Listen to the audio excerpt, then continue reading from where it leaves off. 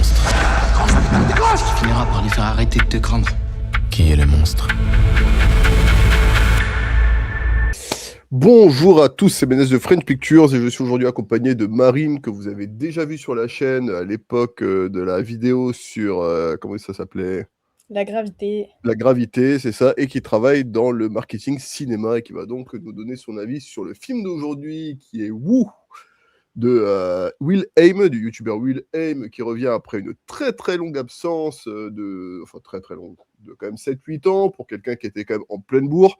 Sa dernière vidéo, me semble-t-il, sur sa chaîne avait fait pas moins de 12 millions de vues, donc c'est pas mal. Très très bien pour une vidéo française quand même.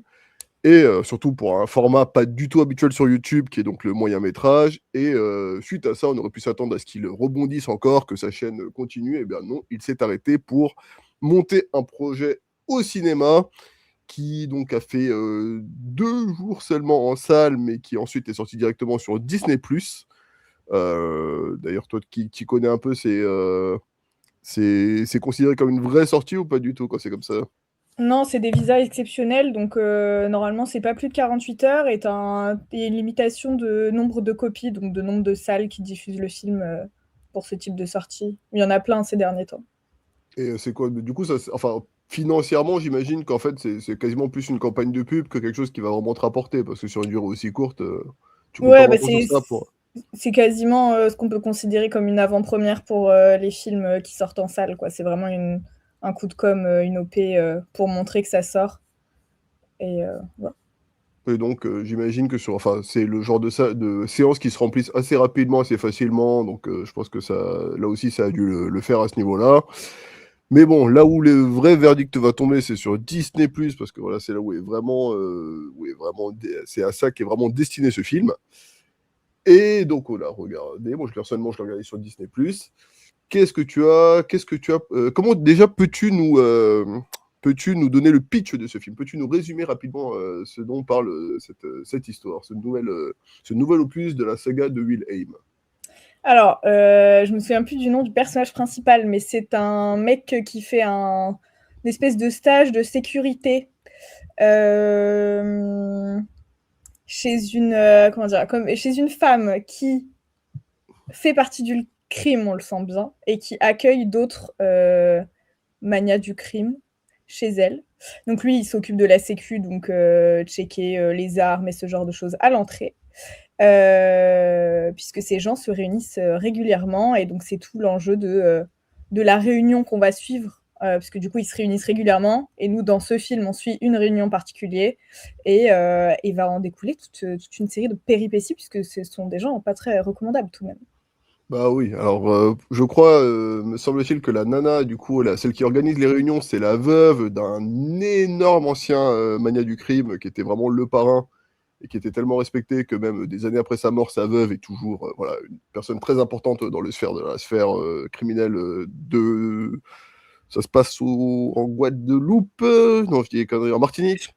Non, c'est eux ils appellent ça le Nouveau Monde, mais ça a pas de nom. Je pense pas que ce soit ce soit canon avec notre univers. Ah ouais, ça, j'avais pas calé. Ouais, C'est un pour espèce moi d'univers c'est un peu... ouais, pour moi c'est pas du tout j'allais dire contemporain. Si, c'est contemporain, mais c'est pas du tout canon avec nous. Ou C'est pas alors le... peut-être post-apo un peu, puisqu'il dit Nouveau Monde, mais ouais. Ok, Pour moi donc c'est, c'est enfin une après espèce peut-être de que ville je un me trompe, peu, hein. voilà, un peu imaginaire, une espèce de Gotham City, on va dire, Ouais, voilà, plus. mais qui se passerait quand même a priori aux Antilles. Ouais, carrément. Donc voilà, effectivement, et quand même, pour compléter ton introduction, le film prend un tournant assez inattendu parce que, eh ben, à cette première réunion, l'un des membres se fait arrêter et ne peut pas venir à la réunion, donc un des membres est absent, et il a forcément été balancé par un des membres de cette assemblée où ils sont 9. Et donc, ils vont essayer de deviner lequel de ces 9 malfrats, qui sont tous plus terribles les uns que les autres, et la traite, quel est l'imposteur, who it is, d'où le titre du film. Qu'est-ce que tu en as pensé, ma chère Marine? Dis-moi tout. Écoute, il y a des choses intéressantes, mais au global, je trouve le ressenti un peu long, déjà.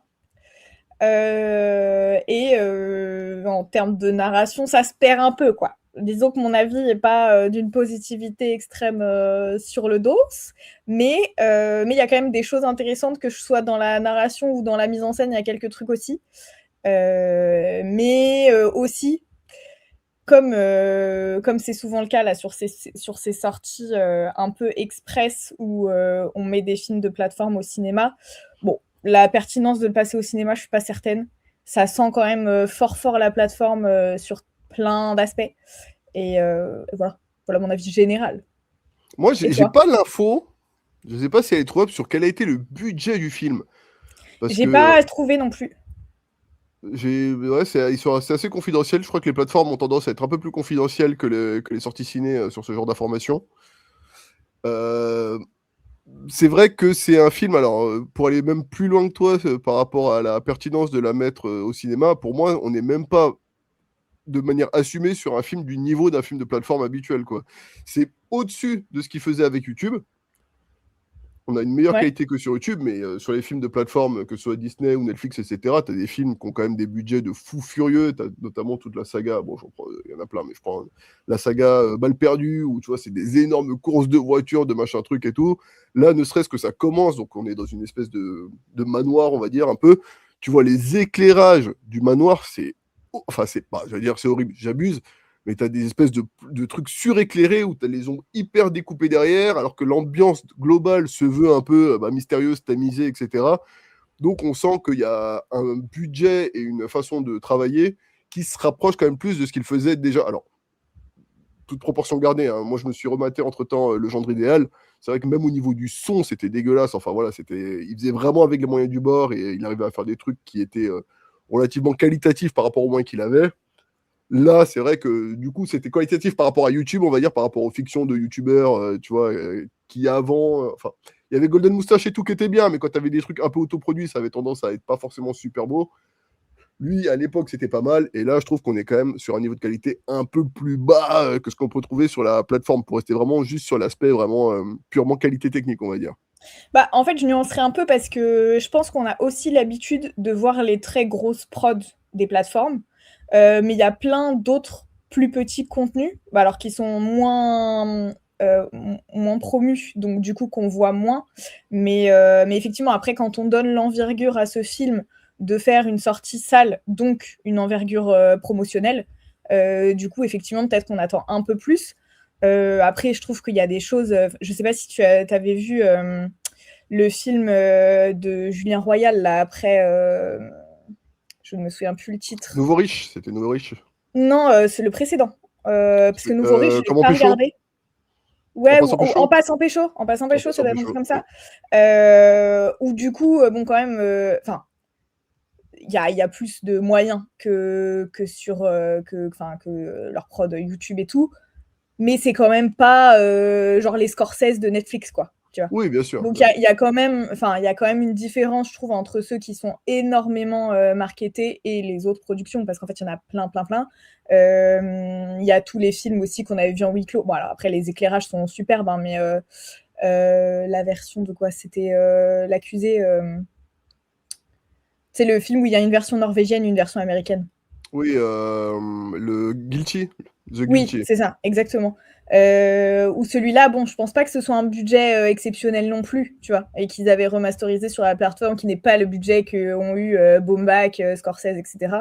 Après, je suis d'accord que sur le rendu final, c'était beaucoup plus pro, mais il y avait aussi moins de décors, moins d'acteurs, moins de tout le reste de budget. Ouais, Donc puis je me rends alors, pas compte à quel point, tu vois. je pense aussi il a quand même gardé des habitudes, que ce soit dans la manière de faire, et moi je trouve ça un peu dommage de youtubeurs, notamment moi un des premiers trucs qui m'a un peu sorti du film et qui je trouvais un peu dommage, c'était le fait qu'il interprète donc deux rôles, à Ouais. la fois le personnage principal qui me semble-t-il s'appelle Wilson, je pense, Ah l'espèce oui, de c'est ça, stagiaire, là. Will. Il dit Will et raccourci pour Wilson, ouais, t'as raison. C'est ça, et il joue aussi l'autre personnage principal du film qui s'appelle Ja, pour le coup, et qui, lui, voilà, c'est un espèce de. Et voilà, on se disait, tu dis, il voulait faire tous les rôles un peu stylés du film, mais il n'a pas voulu déléguer un rôle vraiment important de personnage auquel on a un attachement émotionnel. En fait, tous les personnages auxquels tu as un vrai attachement émotionnel, c'est lui qui les interprète. Et c'est un peu Ouais, dommage parce que. ouais, il aurait complètement pu caster plus large, quoi. Bah ouais. D'autant que en plus, après c'est vrai que les autres acteurs sont pas fous. Moi je pense que ça reste quand même un des meilleurs acteurs du casting. Pourtant c'est pas que vraiment il est transcendant, mais malheureusement je pense que les autres ils sont quand même pas, ils crèvent pas vraiment l'écran. Donc peut-être aussi qu'ils voulaient s'assurer de ça, je sais pas. Je sais pas, ça dépend. Je trouve que les rôles et les acteurs sont très inégaux. Et après, tu vois, par exemple, Moïse, je trouve qu'il joue bien, mais on le voit pas non plus beaucoup. Donc, Ouais. c'est difficile de juger à quel point il est meilleur ou pas que Will, pour le coup. Euh, mais oui, c'est très, très inégal pour les autres acteurs. Ou est-ce que du coup, il avait fini de placer tous les copains et que du coup, il a voulu garder les 2 derniers rôles? Je sais pas. Ouais, je sais pas, je pense que aussi comme c'est un mec qui écrit de façon un peu particulière, je sais pas si les acteurs sont si mauvais que ça, ou si c'est du fait que, tu sais, il écrit les répliques quand même de façon hyper sérieuse, hyper, tu vois, il a un ton quand même assez particulier. Et je pense que peut-être il est plus à l'aise aussi, lui, de dire ses répliques, là où les autres, je pense que quand on te fait jouer dans ces conditions, c'est ce- dans son écriture à lui, je pense que c'est pas tous les acteurs qui sont capables de s'en sortir avec ces textes-là, et lui, il se sort forcément bien de ses propres textes. Donc peut-être que ça a joué aussi, je sais pas. Bah, Pour, ça joue et je pense qu'il y a aussi, du coup, pour lui remettre la faute sur le dos, en termes de direction d'acteur, du coup, il a pas su faire transposer son texte aux autres acteurs, quoi. ouais, c'est vrai. Alors que lui, il le maîtrise parfaitement, ce qui est normal. Quand ça vient de toi, c'est forcément plus naturel. Et sinon, bah, je te rejoins sur ce que tu as dit, l'aspect un peu, justement, au niveau de ce que ça raconte, l'aspect un peu confus. Moi, je pense que je suis assez d'accord avec toi sur le fait que, en tout cas, c'était. Alors, plusieurs choses. Déjà, l'histoire de base, quand même, je trouve que ça tient pas du tout la route, quand même. Moi, c'est un des gros problèmes que j'ai avec le film. C'est globalement, en termes de crédibilité, moi, je trouve que c'est du gros. En vrai, j'aime beaucoup Will.i.am, ok. Je vais commencer là-dessus. Je suis pas. Je suis C'est pas ça, dédouane-toi. je ne suis pas du tout hater de ce monsieur parce que vraiment, tout ce qu'il a fait sur YouTube, j'ai toujours suivi, j'ai toujours kiffé. Donc c'est pour ça que j'avais aussi des attentes sur ce film. Ça a toujours été un peu n'importe quoi, ces scénarios. C'est genre, tu as rencontré ton beau-père, le mec te dit, vas-y, on fait un jeu, si tu perds, tu meurs. Enfin, tu vois, des trucs à bracadabrant. Et sur YouTube, ça passait. Là, en fait, tu as un truc où tu es censé croire en ce que tu es en train de regarder, quand même un minimum. Et ça part, donc le délire, c'est qu'ils vont se mettre, donc du coup, à chercher qui est la taupe. Sauf que pour chercher qui est la taupe, ils se mettent à faire littéralement un loup-garou où ils votent les uns contre les autres et où celui qui perd à la fin du loup-garou est exécuté. Et c'est-à-dire que c'est des vraies règles de loup-garou où quand tu poses ton vote, même si tu changes d'avis, tu n'as plus le droit t'as plus le droit de changer ton vote. Tu le poses au début et après la règle elle est comme ça. Et tu es en mode, je ne vois pas dans quel intérêt auraient des gangsters à partir dans un jeu de société. Non, mais même dans le loup-garou, tu peux changer ton vote, en vrai. Hein. Les règles sont plus absurdes que celles du loup-garou, quoi. En plus, mais je pensais à un truc la dernière fois, parce que je l'ai vu il y a un petit moment maintenant. Mais je ne comprends même pas pourquoi ils vont pas essayer. Parce que le maire est pas mort hein, dans l'histoire. Le personnage là qui s'est fait balancer n'est pas mort. Donc, pourquoi ils ne vont pas essayer de voir le gars pour essayer de comprendre qui l'a balancé? Oui, parce que. Ouais, non, et c'est hyper pertinent ce que tu dis, parce qu'en plus, ils ont tous le bras long. Genre, Bah que ce ouais. soit dans la police, que ce soit dans l'industrie spatiale, que ce soit dans plein de trucs. Et du coup, ce serait relativement aisé d'aller choper le mec, enfin, Bah le ouais. mec Enfin, ou un contact qui aille lui parler, quoi. Oui, bah, c'est vrai. moi, c'est un peu le problème que j'ai avec le film au niveau de la crédibilité. C'est-à-dire que là où, dans une situation comme ça, on imagine que des vrais gangsters ou des vrais criminels mèneront chacun un peu leur enquête, etc. Là, ils partent vraiment sur un délire où on s'accuse un peu au feeling, les uns les autres. Ouais, toi, t'as parlé en premier, c'est louche. Enfin, vraiment des trucs que tu vois dans les loups-garous, quoi. Tu vois.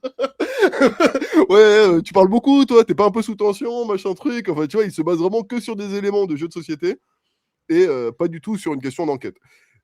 Par-delà ça, il y a aussi le fait que le film prend un peu deux directions. C'est-à-dire, on a cette réunion qui occupe une partie du film, et on a le parcours d'un des personnages, du coup, Ja, qui vient en parallèle avoir un peu son histoire à lui au sein du récit. D'ailleurs, c'est plutôt lui qui a sa vraie histoire plutôt que Wilson. Hein. Wilson est très absent au final du récit. C'est juste une voix off très présente. Une voix off très très présente. Bah, c'est plus un introducteur, en fait. Parce que C'est du ça. coup, il arrive dans l'histoire en même temps que nous. Et du coup, tu découvres le personnage au travers de ses yeux à lui. Et c'est ça qui en fait le personnage principal. Mais c'est vrai qu'au final, c'est pas le cas. Ouais. Ouais, c'est plus notre regard sur le film, et un mec qui va un peu te souligner un peu comment dire, les enjeux sous-jacents de certaines scènes. Mais en parallèle, on a une autre histoire, donc qui est celle de Ja. Qu'est-ce que tu en as pensé de cet arc-là, de façon, parce que j'ai envie de dire, moi, par rapport à ça, c'est que ça pourrait presque être un film parallèle sur Ja et sur son histoire, sur ses péripéties, etc. Les vraies péripéties, elles arrivent à Ja. Du coup, est-ce que tu penses que ça, c'était une partie intéressante dans le récit? Bah, en fait, je vais répondre à moitié à côté. Parce que je trouve que tout, enfin, toutes les digressions du récit pendant tout le film peuvent être des films différents et des histoires différentes.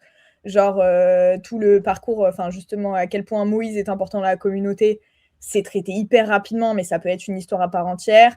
Pareil, la nana, comment elle est dans l'industrie spatiale.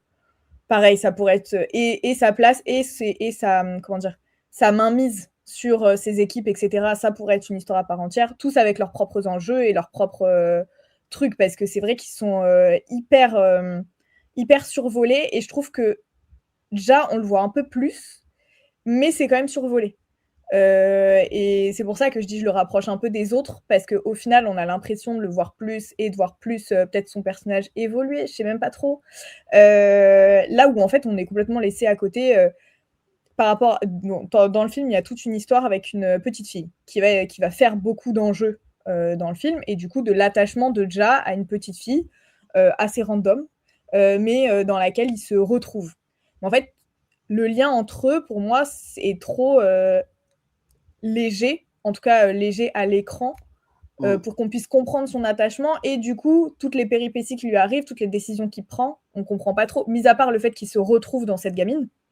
Bon, moi, demain, je croise un gosse qui a une histoire similaire à la mienne. Je vais pas non plus remuer ciel et terre et risquer ma vie pour cette personne. Enfin, il faut plus de liens et d'attachement que ça, et je trouve que c'est hyper survolé.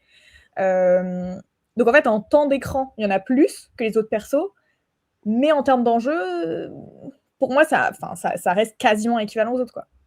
Ouais, je suis assez d'accord au final. Puis ce que tu dis, avec quoi je suis complètement d'accord, c'est le fait que, au final, le film, en fait, il te propose très très peu d'enjeux émotionnels, dans le sens où il prend pas vraiment le temps à ce que tu t'attaches aux émotions des personnages, mais par contre, il te propose beaucoup d'enjeux intellectuels.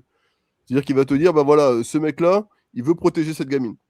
Tu vas pas comprendre pourquoi, tu vas pas être avec lui à vouloir protéger cette gamine absolument parce que tu comprends ce qu'il ressent, mais par contre, tu as l'enjeu de la séquence qui est qu'il veut protéger cette gamine, et à partir de là, il se retrouve face à une situation où elle est en danger et il va devoir la protéger. Mais c'est très intellectualisé, il prend pas du tout le temps de justement poser les situations. Il y a une scène, je crois, où il est un peu posé avec la gamine, et je sais pas ce qu'il fait avec elle, il se regarde un Ouais, peu. mais il a même pas. En fait, il essaye de lui. Ce moment-là, il essaye de lui soutirer une information Ouais. et il n'arrive pas à communiquer avec elle. Donc en plus, tu ne comprends pas trop comment il peut créer un lien alors qu'il n'arrive même pas à communiquer, même par geste, même rien. C'est juste, La elle le gamine, elle parle regarde. pas du tout. Ouais, elle parle pas, mais elle fait même pas de geste, tu sais, il y a même pas un câlin, une main posée ou un truc qui dirait ils sont en train de bâtir un truc, genre vraiment.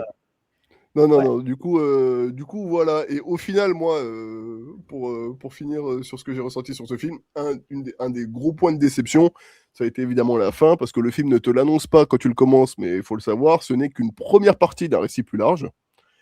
Et donc, il finit un peu en nœud de boudin. Après, je me suis dit que c'était peut-être la fin. En vrai, en plus, la partie 2 n'est même pas annoncée, c'est-à-dire que t'as pas to be continued ou quelque chose comme ça. C'est juste ça s'arrête et tu dis, bon, le film est fini. Donc je me suis dit, ah ok, peut-être que le film finit comme ça, et il voulait raconter ça, mais auquel cas, je vois pas pourquoi il est parti dans des trucs aussi compliqués, pourquoi il a mis autant de persos pour au final raconter l'histoire de trois personnages, quoi, en gros. Parce que ouais, il te raconte même pas. En vrai, t'as l'histoire de Moïse déjà, c'est tout. C'est juste ce duel-là qui est intéressant dans le premier film, en fait. Et du coup, Bah, t'as un peu des petites backstories de chacun. T'as quand même l'histoire oui, de. mais tu vois pas pourquoi il aurait inventé autant de backstory pour au final qu'on ait vraiment qu'un récit logique autour de deux persos qui est la confrontation entre Moïse et Ja dans le Ouais, film. Tu ouais, vois, ouais. le reste, en vrai, tu l'enlèves du film, ça tient toujours la route, quoi. Et au final, c'est parce qu'on a un deuxième film qui arrive. Qu'est-ce que tu en penses de cette stratégie et qu'est-ce que tu attends de ce prochain film? Alors, ce que j'attends du prochain film, j'ai envie de dire donner des réponses ou des enjeux peut-être plus euh, prenants. Après, moi, ce que je pense de ce type de manipulation marketing, c'est beaucoup plus large. J'ai vraiment un avis hyper tranché là-dessus. Mais que ce soit pour Wicked, hein, par exemple, enfin pour des beaucoup plus grosses productions ou pour les plus petites, j'ai le même avis là-dessus.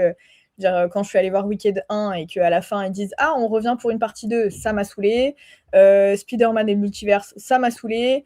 En fait, à chaque fois qu'on me dit « Bah tiens, on va voir un film », et qu'à la fin, on me dit « Ah, au fait, va y avoir un 2 finalement, on t'avait pas dit », et voilà.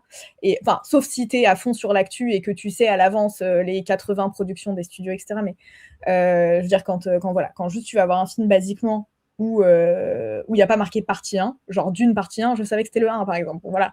Mais quand tu vas pas voir un truc partie 1 et que tu te fais voler ta place de la partie 2 à la fin du film, c'est un truc, moi ça passe pas pour moi.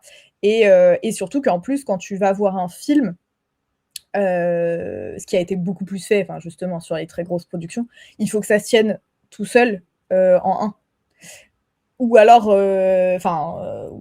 les deux parties sont dispo en même temps et voilà, peut-être on le cut pour 2 séances différentes, mais du coup ça a plus une logique de salle. Mais je trouve que le film là actuellement ne tient pas particulièrement en un.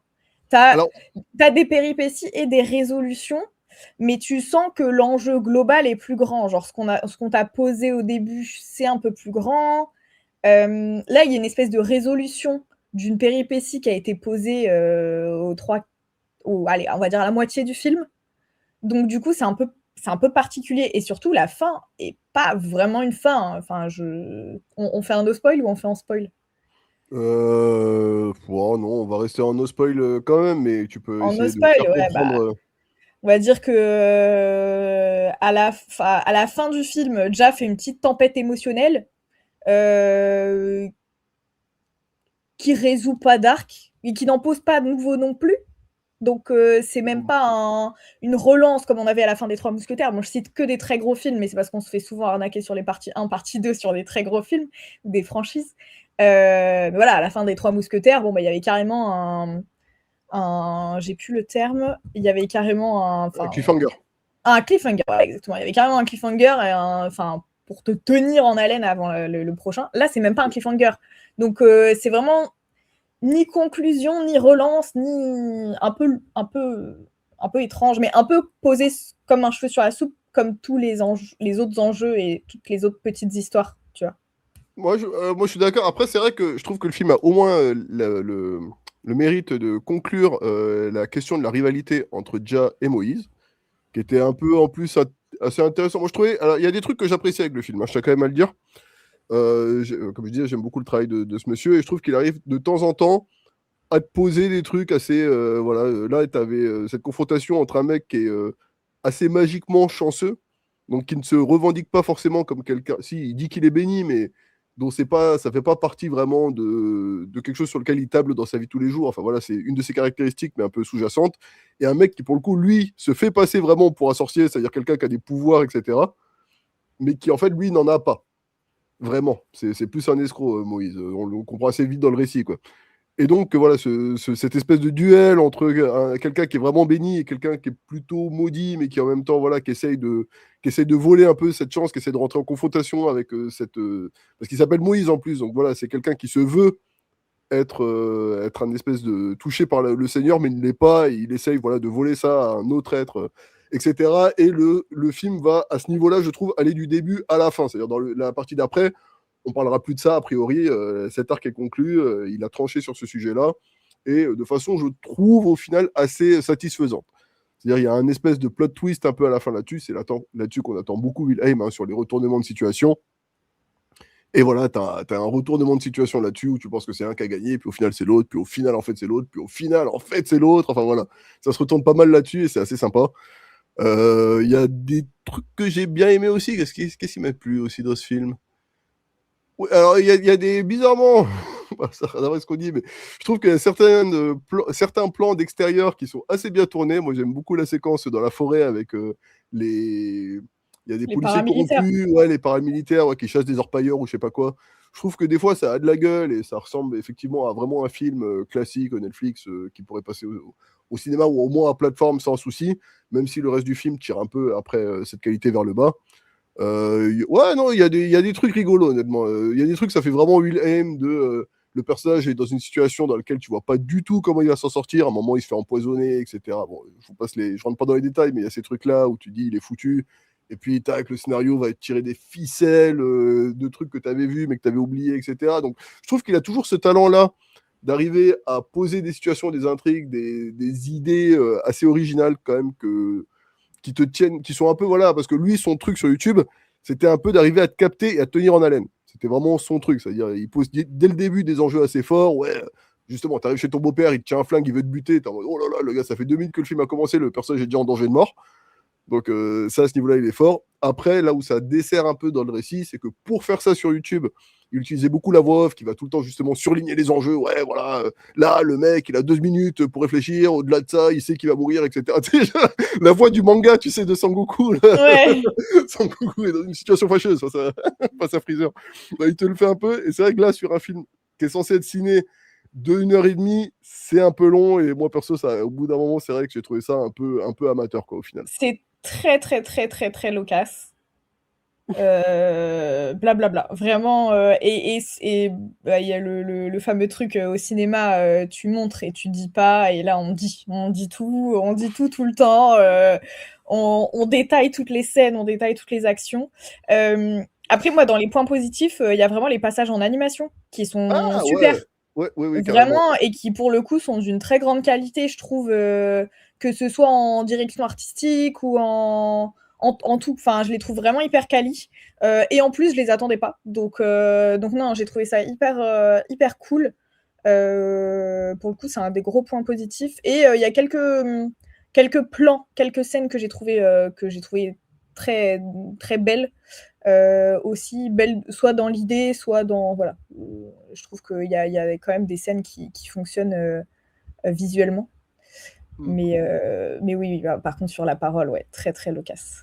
Ah ouais, non, mais après, là, justement, je me suis rematé comment ça s'appelle, le genre idéal, là. Il y a littéralement un moment donné où le gars dit je m'appelle, je sais plus quoi, je suis le majordome. Et tu sais, t'as la voix off derrière qui fait il s'appelait je sais pas quoi. Et c'était le majordome. Le mec, il répète littéralement toutes les actions au cas où t'as pas compris. Non, mais ça, j'ai compris, tu vois.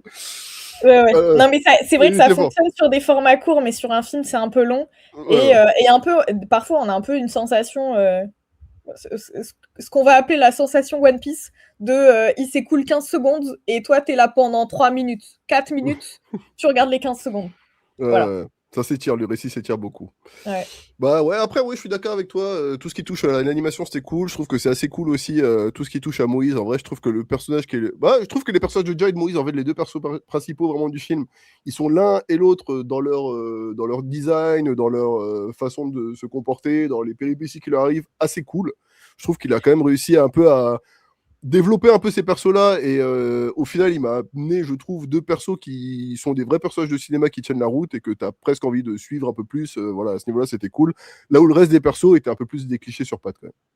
Bah, oui et non. Alors, mais ce que j'aime beaucoup chez Moïse et Jazz, c'est le côté spirituel qui est quand même hyper intéressant.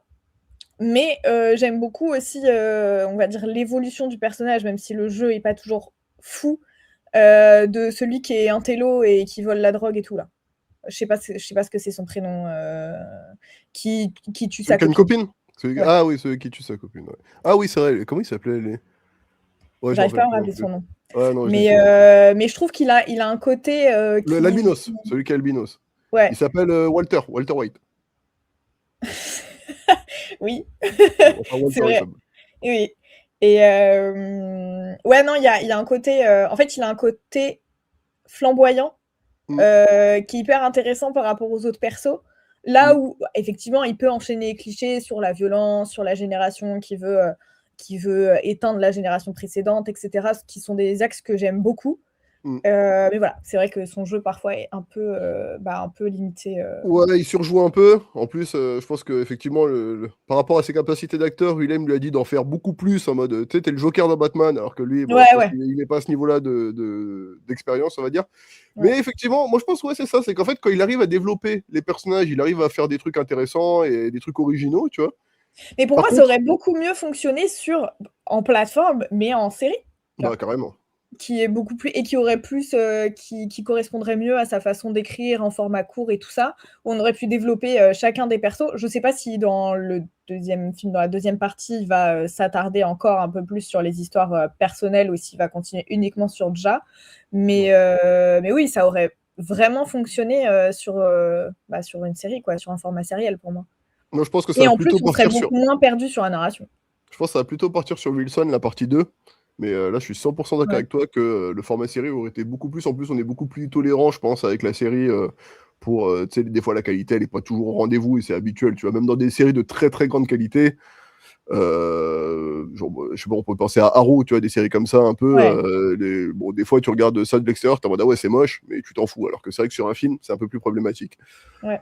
En tout cas, eh ben, écoute, moi, à mon avis, la partie 2 sera plutôt concentrée sur Wilson et sera aussi concentrée, à mon avis, sur les personnages qu'on n'a pas trop vus, comme par exemple la nana qui travaille avec Wilson à l'Institut Spatial. Je pense que ces personnages-là seront développés. Personnellement, je reste assez curieux de voir ce qu'il va nous proposer, où est-ce qu'il va aller avec cette histoire, comment vont être résolues les différentes intrigues. Et à vrai dire, même si j'ai été, je dois l'avouer, assez déçu par le film, j'attends la deuxième partie qui, d'après certaines rumeurs, vis-à-vis du QR code, à un moment donné, il y a un QR code qui est montré dans le film, et quand on le flash, on a la date du 30 juin 2026 qui s'affiche. Donc, d'après les rumeurs, il devrait sortir à cette date-là, et du coup, je suis quand même très curieux et je regarderai ce qu'il va proposer. Oui, je regarderai aussi. C'est pas, voilà, c'était pas, comment dire, c'était pas dissuasif au point de pas regarder la partie 2. Et bah voilà, et bah écoute, on se retrouvera peut-être pour commenter cette partie 2 ensemble et essayer de voir s'il a réussi à redresser la barre, ou en tout cas, parce que même si la partie 2 est très bien, peut-être que ça nous fera même réenvisager la partie 1 en se disant, bon voilà, en tant que tel, c'était peut-être pas fou, mais voilà, au vu de ce que donne l'œuvre dans son ensemble, et bah c'était au final une bonne introduction. À voir. Personnellement, je ne suis pas si optimiste que ça. Je suis Je pas pense d'un que ça- optimisme fou, mais oui, oui. je pense que voilà, on sera d'une qualité, à mon avis, assez égale, mais bon, ce sera toujours un peu divertissant, et puis ça fait toujours plaisir d'avoir des productions qui changent un peu de l'ordinaire. Voilà, on peut pas dire non plus que des films comme ça, on en voit tous les jours dans le cinéma français. Donc, n'hésitez pas, vous aussi, à me dire ce que vous avez pensé de cette partie 1 dans les commentaires. Est-ce que vous attendez la partie 2? Est-ce que tu as quelque chose à ajouter, Marine? Non, je pensais juste que tu allais dire, n'hésitez pas vous aussi à vous lancer dans les longs métrages. C'était pour ça Dans que les longs-métrages sur YouTube, sur TikTok, faites ce que vous voulez en fait. Non, mais, voilà. Non, mais moi je pense que Willem il dégage un peu ça aussi, tu vois. C'est vrai Ouais, que non, c'est mais intéressant ce que tu dis. c'est pour ça que je pensais que c'était le message que tu allais passer. Non, mais c'est un très bon message. Moi je pense aussi que ouais, Willem il a aussi montré que c'était possible. Si tu veux si tu veux faire un film, t'as juste besoin d'un truc qui filme. Et ben il l'a fait, il l'a dit, il l'a fait. Enfin il l'a pas dit, mais il l'a Non, fait. il l'a pas dit, il l'a fait. D'autres l'ont dit, lui l'a fait. Et voilà. Et ben écoute, je te remercie de ta présence pour cette émission. Et je te dis à Merci à très toi. bientôt. À bientôt.